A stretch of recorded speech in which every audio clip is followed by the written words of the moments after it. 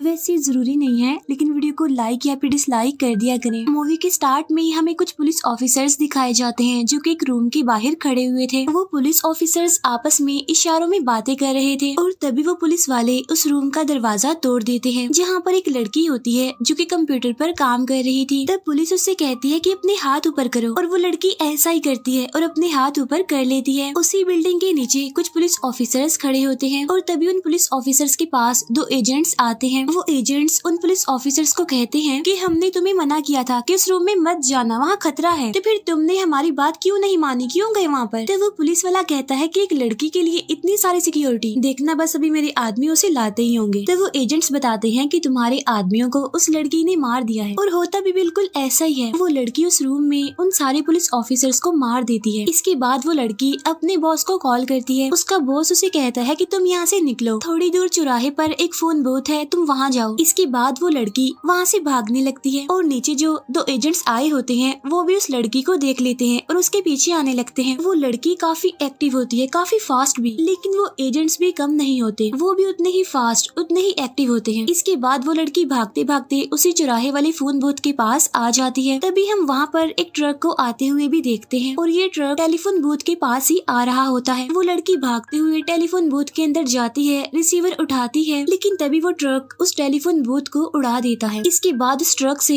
वही एजेंट्स निकलते हैं और जब वो टेलीफोन बूथ की तरफ देखते हैं तो वहाँ पर कोई नहीं होता और वो कहते हैं कि वो तो यहाँ से निकल गई। लेकिन यहाँ पर असल में वो एक लड़के को ढूंढ रहे थे जिसका नाम न्यू था। इसके बाद हमें न्यू दिखाया जाता है जो कि एक हैकर होता है और वो अपने कंप्यूटर के पास सो रहा होता है। तभी उसके कंप्यूटर में मैसेज आता है, उठ जाओ न्यू। और जब न्यू ये मैसेज पढ़ता है तो उसके पास एक और मैसेज आता है और वो मैसेज था कि व्हाइट खरगोश का पीछा करो। तब ये देखकर न्यू हैरान था कि ये मैसेज कहाँ से आ रहे हैं और कौन कर रहा है। और ठीक उसी टाइम उसे एक और मैसेज आता है दरवाजे पर और इस मैसेज के फौरन बाद दरवाजे पर कोई नॉक करता है और जब न्यू चेक करने के लिए बाहर जाता है तो वहाँ पर उसके कुछ फ्रेंड्स थे जो कि न्यू से एक सॉफ्टवेयर खरीदने आए थे। तब न्यू पैसे लेकर उन्हें वो सॉफ्टवेयर दे देता है। न्यू के फ्रेंड्स उससे कहते हैं कि तुम हमारे साथ चलो, बहुत मजा आएगा देखना, लेकिन न्यू उनके साथ जाने के लिए इनकार कर देता है। लेकिन तभी न्यू देखता है कि उनके साथ जो लड़की आई होती है उसके शोल्डर पर व्हाइट खरगोश का टैटू बना होता है। तब ये देखकर न्यू कहता है कि ठीक है, मैं तुम्हारे साथ चलता हूँ। इसके बाद न्यू उनके साथ चला जाता है। इसके बाद वो लोग एक क्लब में जाते हैं जहाँ पर न्यू अकेला ही खड़ा होता है। लेकिन तभी न्यू के पास वही लड़की आती है जिसे हमने मूवी के स्टार्ट में भी देखा था, यानी जिसने उन पुलिस ऑफिसर्स को मारा था, और इस लड़की का नाम होता है ट्रिनिटी। ट्रिनिटी न्यू को कहती है हेलो न्यू। तब न्यू से पूछता है क्या तुम मुझे जानती हो? तब वो कहती है हाँ, मैं तुम्हारे बारे में सब कुछ जानती हूँ और मैं ये भी जानती हूँ कि तुम यहाँ पर किसी को ढूंढने आए हो। असल में तुम्हें तुम्हारे सवालों के जवाबों की तलाश है और तुम अच्छे से जानते हो कि तुम्हारा सवाल क्या है। तब न्यू उससे अपना सवाल पूछता है कि ये मैजिक क्या होता है। तब वो कहती है कि इसका जवाब तुम्हें मिल जाएगा। एक आदमी मॉर्फियस है जो तुम्हें ढूंढ रहा है और बहुत जल्द वो तुम्हें ढूंढ भी लेगा। इसके बाद नेक्स्ट डे न्यू जब ऑफिस जाता है तो उसका एक पार्सल आता है। उस पार्सल के अंदर एक मोबाइल फोन होता है। जैसे ही न्यू उस मोबाइल को निकालता है तो उस पर रिंग होती है। तब न्यू फोन उठाकर हेलो बोलता है। तब आगे से भी आवाज आती है हेलो न्यू, क्या तुम जानती हो मैं कौन हूँ? जिस पर न्यू कहता है हाँ मॉर्फियस ना? जिस पर वो कहता है हाँ मैं मॉर्फियस हूँ, बिल्कुल सही पहचाना तुमने। वो न्यू को कहता है कि मैं तुम्हें काफी टाइम से ढूंढ रहा था और तुम एक सुपर नेचुरल पावर हो, लेकिन अनलकीली हमारे पास टाइम बहुत ही कम है। वो न्यू को कहता है कि तुम्हारे आसपास खतरा भी है जिसे चाहे तो तुम उठकर देख सकते हो। और जब न्यू देखता है तो वहाँ पर 3 एजेंट्स होते हैं और ये वही एजेंट्स थे जिन्होंने ट्रिनिटी पर भी अटैक किया था। न्यू से पूछता है कि ये मुझसे क्या चाहते हैं, जिस पर मॉर्फियस कहता है कि ये तो मैं नहीं जानता, लेकिन वो तुम्हारे साथ बहुत बुरा ट्रीट करेंगे और अगर तुम यहाँ से निकलना चाहते हो तो मेरी बात मानो।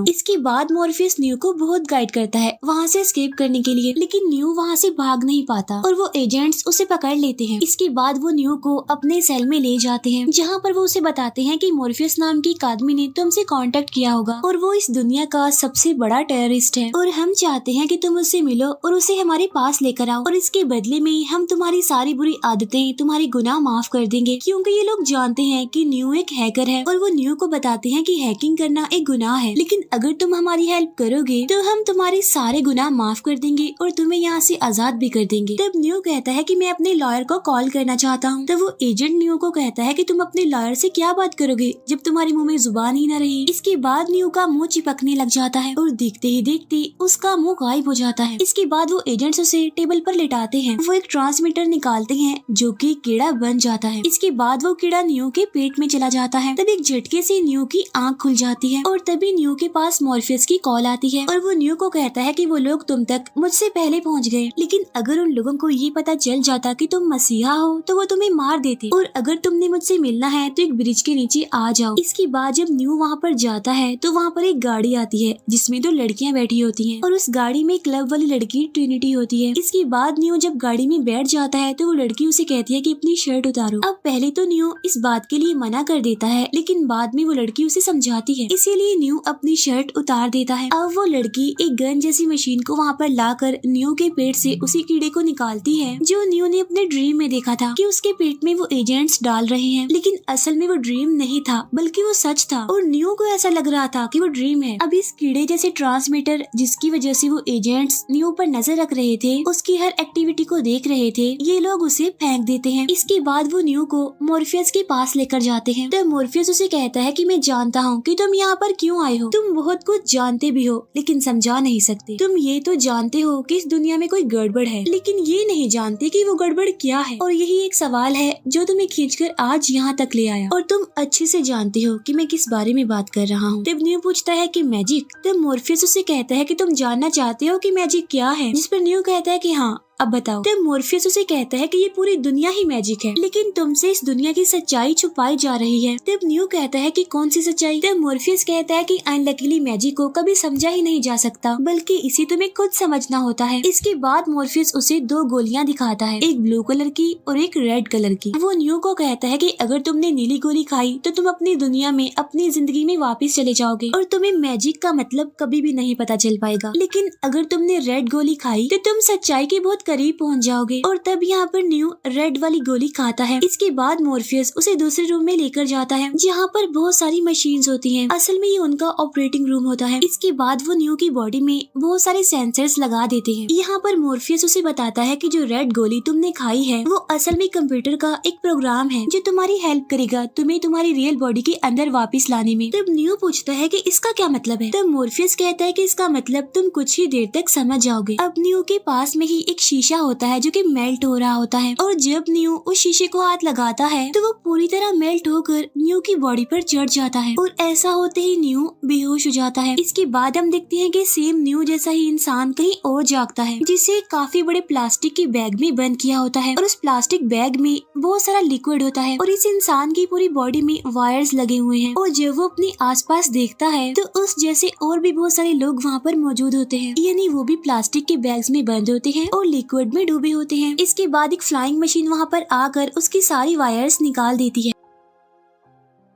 इसके बाद कोई बैग को नीचे से खोलता है और वो पानी में गिर जाता है और तभी कोई वहाँ पर आकर उसे अपने साथ ले जाता है और जब उसकी आंख खुलती है तो उसके आसपास मॉर्फियस और उसके टीम के लोग होते हैं। तो वो पूछता है क्या मैं जिंदा हूँ, जिस पर वो कहते हैं कि हाँ तुम पूरी तरह से जिंदा हो। तो वो पूछता है कि मेरी आंखें क्यों जल रही हैं, जिस पर वो कहते हैं कि फर्स्ट टाइम खुली है ना इसलिए। तुम्हारी बॉडी अभी कमजोर है, तुम आराम करो, हम बाद में बात करेंगे। इसके बाद नियो बिल्कुल ठीक हो जाता है और वो मॉर्फियस के पास जाता है। यहाँ पर मॉर्फियस उससे कहता है कि तुम जानना चाहते थे ना कि मैजिक क्या है। तब न्यू कहता है कि हाँ। तब मॉर्फियस उसे कहता है कि ठीक है चलो मेरे साथ। इसके बाद वो न्यू को एक चेयर पर बिठाता है और उसका ब्रेन एक कंप्यूटर प्रोग्राम के साथ कनेक्ट कर देता है। इसके बाद न्यू खुद उस कंप्यूटर प्रोग्राम के अंदर चला जाता है और वहाँ पर मॉर्फियस भी होता है। यहाँ पर मॉर्फियस उसे बताता है कि ये खास किस्म का कंप्यूटर प्रोग्राम है और इसकी मदद से हम दिमाग में कुछ भी डाल सकते हैं, लाइक कोई भी ड्रेसिंग, ट्रेनिंग, वेपन, सब कुछ। तब न्यू उससे पूछता है क्या हम सच में कंप्यूटर प्रोग्राम में हैं? तब मॉर्फियस उसे कहता है कि हाँ, तुम्हें यकीन नहीं आ रहा क्या? अपने कपड़े देखो, अपने बाल देखो, अपना चेहरा देखो, सब कुछ तो चेंज है। मॉर्फियस उसे कहता है कि तुम उस दुनिया को जानते हो जो 20th सेंचुरी में थी, लेकिन अब ये एक इमेजिनरी वर्ल्ड है और इसी दुनिया को हम कहते हैं मैजिक। और आज तक तुम ड्रीम्स की दुनिया में जीते आए हो, आज की दुनिया तो ये है। ये कहकर वो उसे स्क्रीन पर एक दुनिया दिखाता है जो कि काफी डार्क होती है। मॉर्फियस उसे कहता है कि जो असली दुनिया है, जो हकीकत की दुनिया है, वो ये है और आज तक तुम जिस दुनिया में थे वो ड्रीम्स की दुनिया थी, हकीकत की दुनिया नहीं थी। मॉर्फियस कहता है कि हमारे पास जो इन्फॉर्मेशन है उसके मुताबिक 21st सेंचुरी में इंसानों ने इंटेलिजेंट कंप्यूटर बनाए थे और उन कंप्यूटर्स में ये एबिलिटी थी कि वो खुद ही सोच सकते थे और उनमें से एक कंप्यूटर ने अपनी पूरी आर्मी बना ली और बाद में इंसानों के साथ वॉर की। अब इस वॉर में कंप्यूटर्स जीत तो गए लेकिन उन्होंने हमेशा के लिए सूरज को खो दिया, यानी उस वॉर के बाद सन कभी भी जमीन पर नहीं आया। लेकिन मशीन्स को तो एनर्जी हासिल करने के लिए सूरज की रोशनी की जरूरत थी और मशीन्स ये जानती थी कि इंसान की बॉडी इतनी हीट पैदा कर सकती है जो सूरज की कमी को पूरा कर सकता है। और फिर मशीन्स ने अपनी एनर्जी की कमी को पूरा करने के लिए इंसानों को ही उगाना शुरू कर दिया और यहाँ पर इंसानों के बड़े बड़े खेत बनाए गए जहाँ पर फसलें नहीं इंसान उगाए जाने लगे। और ये खतरनाक सीन मैंने भी अपनी आंखों से देखा है।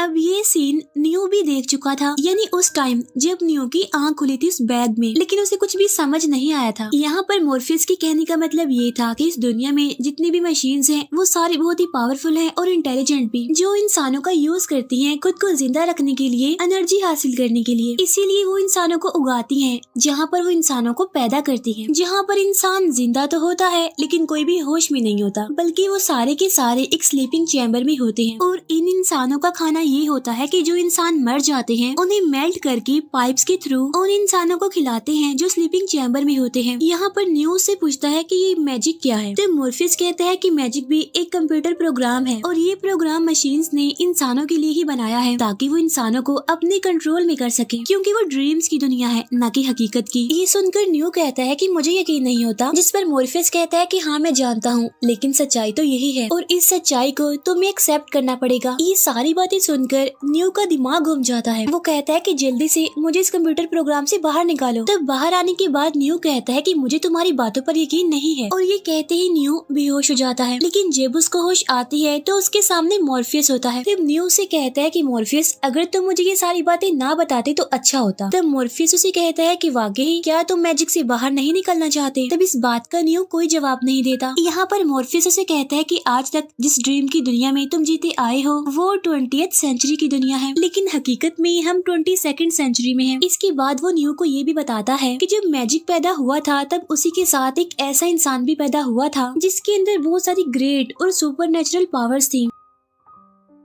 और आज जो कुछ हम कर रहे हैं ये सब कुछ उसी ने शुरू किया था और उसके अंदर मैजिक को कंट्रोल करने की बहुत सारी पावर्स भी थी और वो हमें इस मैजिक से आजाद भी करवा सकता था, लेकिन वो मर गया। तब उसके मरने के बाद ओरेकल ने ये प्रेडिक्शन दी कि वो पावर्स रखने वाला मसीहा दोबारा पैदा होगा और वो इस मैजिक को डिस्ट्रॉय करेगा, वो वॉर को रुकवाएगा और हमें इस मैजिक से आजाद भी करवाएगा। इसीलिए तो हम बार बार मैजिक में जाते थे ताकि हम उस पावर्स रखने वाले मसीहा को ढूंढ सके। लेकिन आज हमारी तलाश खत्म हो गई है क्योंकि वो पावर्स रखने वाला मसीहा कोई और नहीं बल्कि तुम हो न्यू। इसके बाद वो न्यू के ब्रेन को एक कंप्यूटर से कनेक्ट करते हैं और उसके दिमाग में फाइटिंग की सारी इन्फॉर्मेशन डाल देते हैं और अब न्यू को फाइटिंग के बहुत अच्छे स्किल्स आते थे। इसके बाद न्यू मॉर्फियस के साथ एक कंप्यूटर प्रोग्राम में जाता है और वहाँ फाइटिंग की प्रैक्टिस चल रही थी न्यू और मॉर्फियस की। इसके बाद मॉर्फियस एक बिल्डिंग से दूसरी बिल्डिंग पर जंप लगाता है जो कि काफी दूर होती है और यहाँ वो न्यू को कहता है कि तुम भी ऐसा करो। तब न्यू से पूछता है क्या मैं ऐसा कर पाऊंगा, जिस पर वो कहता है कि हाँ तुम्हें खुद पर यकीन होना चाहिए। लेकिन जब न्यू ऐसा करता है तो वो जंप नहीं लगा पाता और जमीन पर गिर जाता है। लेकिन जब उसे होश आती है तो उसकी नाक से खून आ रहा था। तब खून देखकर न्यू कहता है कि मुझे तो लगा था कि वो एक इमेजिनरी वर्ल्ड है। तब मॉर्फियस उसे कहता है कि तुम्हारा दिमाग उसे रियल भी बना सकता है, कि अगर हमारी इमेजिनरी वर्ल्ड में मौत हो गई तो हमारी यहाँ भी हो जाएगी। तब मॉर्फियस कहता है कि दिमाग के बगैर इंसान की बॉडी कुछ नहीं है। इट्स मीन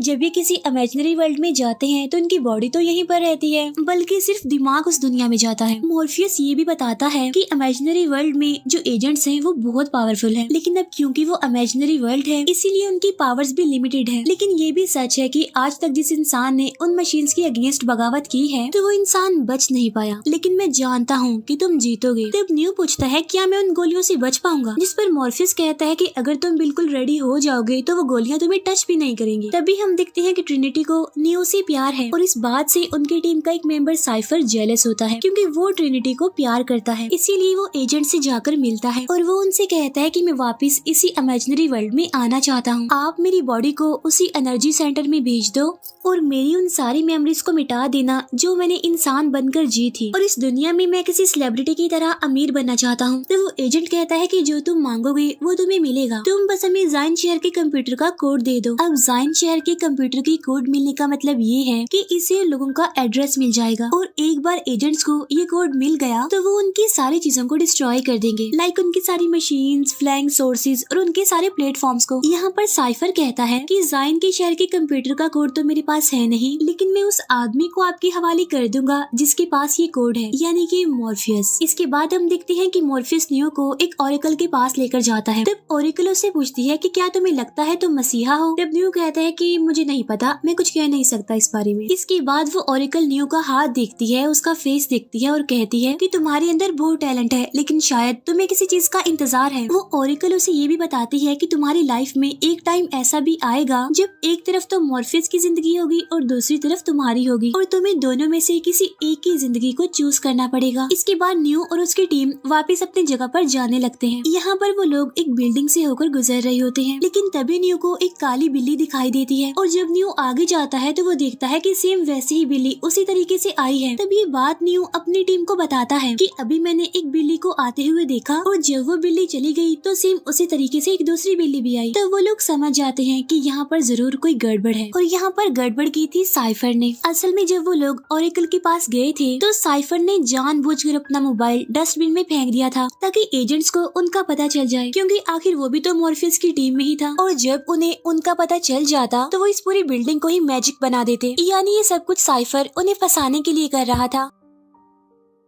और होता भी बिल्कुल ऐसा ही है। वो सारे फंस जाते हैं क्योंकि वहाँ से बाहर जाने के सारे रास्ते बंद होते हैं। साथ साथ नीचे एजेंट्स और उनकी पूरी टीम भी आ चुकी है। अब उनके पास वापस जाने का एक ही रास्ता था, 8th फ्लोर पर, और 8th फ्लोर पर उन्हें दीवार के सहारे छुपकर निकलना होगा। अब एजेंट्स को ये तो पता चल जाता है कि वो 8th फ्लोर पर है, लेकिन ये नहीं पता चलता कि कहाँ है। इसीलिए एजेंट्स अब उन लोगों को 8th फ्लोर पर अंदर की साइड में ढूंढने लगते हैं, लेकिन वो लोग तो बाहर होते हैं दीवार की दूसरी साइड पर। और तभी यहाँ पर साइफर जानबूझकर खांसता है, जिससे एजेंट्स को पता चल जाता है कि वो दीवार के पीछे है। इसीलिए वो गोलियां चलाने लगते हैं। तभी एक एजेंट दीवार तोड़कर न्यू को पकड़ लेता है, और जब वो न्यू को अपनी तरफ खींचने वाला होता है तो मॉर्फियस अपने सर से दीवार तोड़कर अंदर घुस जाता है और न्यू को बचा लेता है, और यहाँ पर वो खुद को उन्हें पकड़वा देता है। इसके बाद वो सारे भाग जाते हैं, और जब वो लोग भाग रहे होते हैं तो साइफर जानबूझकर गिर जाता है ताकि वो एजेंट्स उसे पकड़ लें, क्योंकि वो तो उनके साथ मिला हुआ था। अब बाकी तो भाग जाते हैं, लेकिन साइफर को एजेंट्स पकड़ लेते हैं। इसके बाद साइफर अपनी मेन शिप में कॉल करता है, यानी जहाँ पर उन सब की बॉडीज थी। यहाँ पर साइफर झूठ बोलता है कि हमारी गाड़ी का एक्सीडेंट हो गया है और मैं बच गया हूँ, तो मुझे वापस ले लो। तब उसे कहा जाता है कि उसके पास जो फोन बूथ है वो वहाँ पर जाए, और वहाँ से ही उसे वापस ले लिया जाएगा। अब यहाँ पर नोट करने वाली बात ये है कि इन लोगों का ब्रेन वापस उनकी बॉडीज में सिर्फ फोन के जरिए ही जा सकता है, यानी जब भी इमेजिनरी वर्ल्ड में जाएंगे तो फोन के थ्रू ही वापस आएंगे। इसीलिए इमेजिनरी वर्ल्ड में जगह जगह पर इनके लिए फोन लगाए होते हैं, ताकि उसकी मदद से ये लोग इमेजिनरी वर्ल्ड से असली दुनिया में आ सके। इसके बाद साइफर का माइंड वापस उसकी बॉडी में आ जाता है। इसके बाद जब ऑपरेटर्स बाकी लोगों को बुलाने के लिए उनसे कांटेक्ट करते हैं तो पीछे से साइफर उन सारे ऑपरेटर्स को मार देता है, और जब ट्रिनिटी ऑपरेटर को कॉल करती है तो वो कॉल ऑपरेटर नहीं बल्कि साइफर उठाता है। यहाँ पर साइफर रिवील करता है कि ये सब कुछ मैंने किया है और मॉर्फियस को भी मैंने ही फंसाया है, और अब मैं इस दुनिया से तंग आ चुका हूँ, मैं वापस से इमेजिनरी वर्ल्ड में आना चाहता हूँ। तो वो कहती है कि वो असली दुनिया नहीं है, वो इमेजिनरी वर्ल्ड है, असली दुनिया तो ये वाली है। तो वो कहता है कि ये दुनिया तो हेल है, इससे अच्छी तो वही दुनिया है। मैंने तुमसे प्यार किया और तुमने मुझे नहीं न्यू को चूज किया, और बस अब एक एक करके तुम सबको मरता हुआ देखोगे वहाँ पर। इसके बाद साइफर एक एक करके उन सबके ब्रेन से लगी वायर्स को हटाने लगता है, जिसकी वजह से 2 लोग मारे जाते हैं। फिर साइफर ट्रिनिटी से पूछता है क्या तुम्हें लगता है कि न्यू एक मसीहा है, जिस पर वो कहती है कि हाँ मुझे लगता है। तब साइफर कहता है कि ओके ठीक है, देखते हैं कि तुम्हारे मसीहा को कौन बचाता है। मैं यहाँ से उसकी वायर निकाल दूंगा और फिर देखते हैं कि उसे कौन बचाएगा। इसके बाद साइफर जैसे ही वायर निकालने वाला होता है तो वहाँ पर वो लोग जिन्हें उसने मारा होता है उनमें से एक आदमी जिंदा होता है अभी, और यहाँ पर वो साइफर को मार देता है। इसके बाद वो न्यू और ट्रिनिटी को कॉल करता है और वापस से अपनी शिप में बुला लेता है। उधर हम देखते हैं कि एजेंट्स ने मॉर्फियस को पकड़ा होता है, जहाँ पर वो लोग मॉर्फियस को बताते हैं कि जो दुनिया हमने पहले बनाई थी वो जन्नत की दुनिया थी, वहाँ पर खुशियाँ ही खुशियाँ थी, लेकिन जो हमने इंसानों की फसल उगाई थी वो सारी बर्बाद होने लगी, क्योंकि जन्नत की दुनिया में इंसान जागने की कोशिश करता था। इसके बाद हमने दूसरी एक ऐसी दुनिया बनाई जहाँ पर दुख भी थे, तकलीफें भी थी और हर वो चीज थी जिसका इंसान आदी है। अब क्योंकि ये सारी चीजें इंसान चाहता है, इसीलिए हमें दूसरी दुनिया बनानी पड़ी। अब ये एजेंट्स किसी भी कीमत पर मॉर्फियस से जायन शहर के कंप्यूटर का कोड जानना चाहते थे। एक बार उन्हें ये कोड मिल गया तो ये उन लोगों के स्पेसशिप और पूरे जायन शहर को डिस्ट्रॉय कर देंगे। जायन शहर आज भी अर्थ के सेंटर में है जहाँ पर इंसान रहते हैं। अब ये सारी तो मशीन्स हैं इस बारे में, इसीलिए उन्हें कुछ नहीं पता, इसीलिए तो वो जायन शहर का कोड जानना चाहते हैं ताकि वो जायन शहर के साथ साथ इंसानों को भी खत्म कर दें। लेकिन मॉर्फियस उन्हें वो कोड कभी भी नहीं देगा, चाहे उसकी जान ही क्यों न चली जाए। इसीलिए वो मॉर्फियस को एक इंजेक्शन लगाते हैं जिससे उसकी बॉडी आहिस्ता आहिस्ता स्लो हो जाएगी, जिसके बाद मॉर्फियस खुद ही वो कोड उन्हें बता देगा। अब ये बात मॉर्फियस की पूरी टीम को भी पता होती है, क्योंकि वो मॉर्फियस के दिमाग की सारी एक्टिविटीज कंप्यूटर पर देख सकते थे।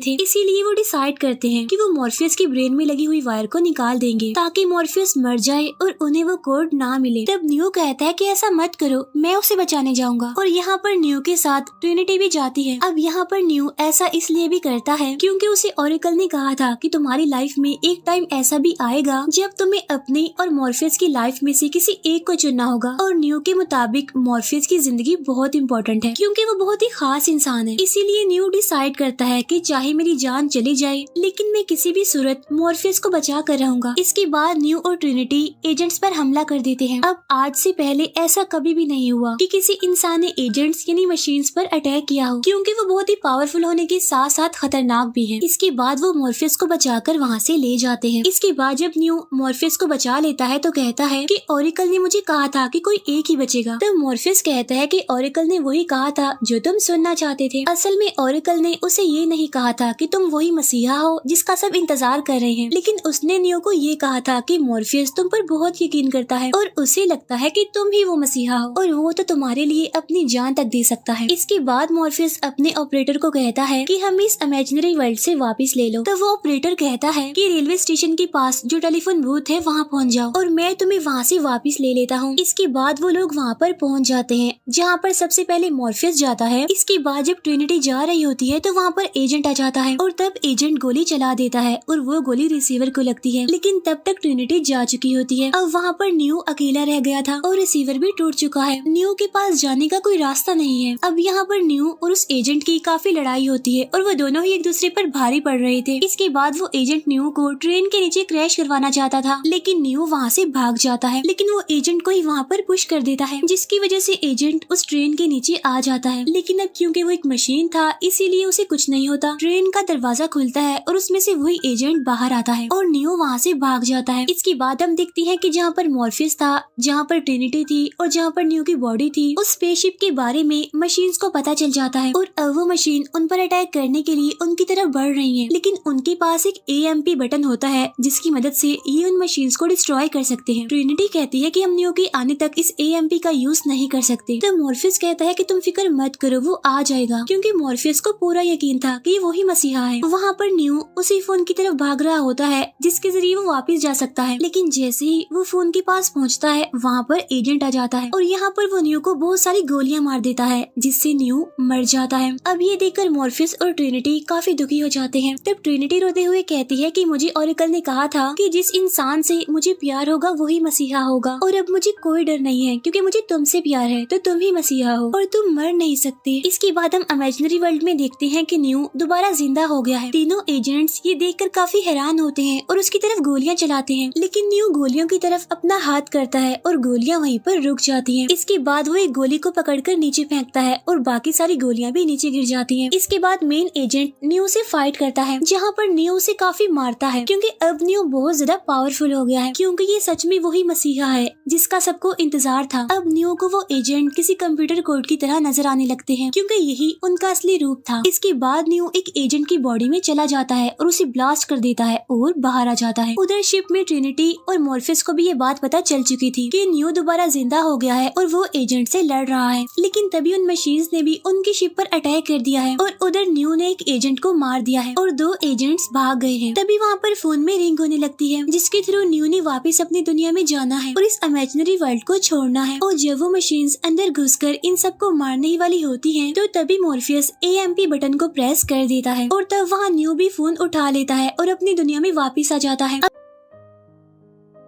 AMP बटन प्रेस करने की वजह से वो सारी मशीन्स जो इन्हें मारने आई थी वो डिस्ट्रॉय हो चुकी थी। इसके बाद न्यू टेलीफोन बूथ से कॉल करता है और बोलता है कि मैजिक की हिफाजत करने वालों, मुझे पता है कि तुम मुझे सुन रहे हो और मैं ये भी जानता हूँ कि तुम ह्यूमंस वर्ल्ड से डर गए हो, लेकिन अब मैं उन सारे लोगों को आजाद करवाऊंगा जो मैजिक की दुनिया में फंसे हुए हैं और उन्हें एक ऐसी दुनिया दिखाऊंगा जहाँ पर मशीनों की हुकूमत ना हो, यानी ऐसी दुनिया जो उन्हें देखनी चाहिए, एक ऐसी दुनिया जहाँ पर कोई रूल ना हो, कोई कंट्रोल ना हो, कोई लिमिट्स ना हो। इसके बाद न्यू फोन बंद कर देता है और सुपरमैन की तरह आसमान में उड़ जाता है और इसी के साथ ही हमारी ये मूवी यहीं पर एंड हो जाती है। Thank you for watching.